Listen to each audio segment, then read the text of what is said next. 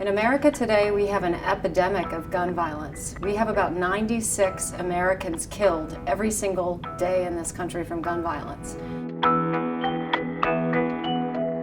Imagine if a regional jet full of people dropped out of the sky every single day, killing everybody on board. We would do something to stop that and to keep planes from crashing. But the magnitude of America's gun violence problem is even bigger. 96 people are killed every day by a gunshot.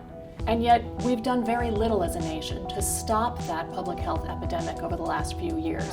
Our gun problem is a uniquely American problem. We have lost more people to gun violence in this country since 1970 than we have lost soldiers in all of America's wars combined. We literally have an undeclared war here in America, on American soil, when we have nearly 100 people a day dying from gun violence. We need gun owners, most of whom are very, very responsible with their weapons, to be talking about safe storage of guns so that kids don't have easy access to them and unintentionally shoot their brothers and sisters. 1.7 million children in America live in a home with a loaded and unlocked gun. 8 kids a day are killed or injured with those guns. We can do better. There's also a role here for the licensed gun dealers in America to play. You know, there are more licensed gun sellers in America than there are McDonald's and Starbucks combined. And the overwhelming majority of them take very seriously their obligation to safeguard the American public. But a small number of them don't.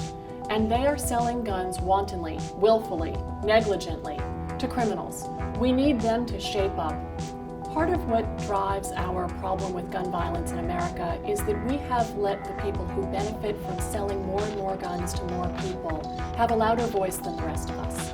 It actually shouldn't surprise us that the gun makers and gun sellers who are in the business of selling guns resist any effort to reduce the number of people who can buy guns or the ways that they can buy them. At Brady, we've come out with a 3-point plan. First, we need background checks on every gun sold in America because today, 1 in 5 guns is sold without any background check at all.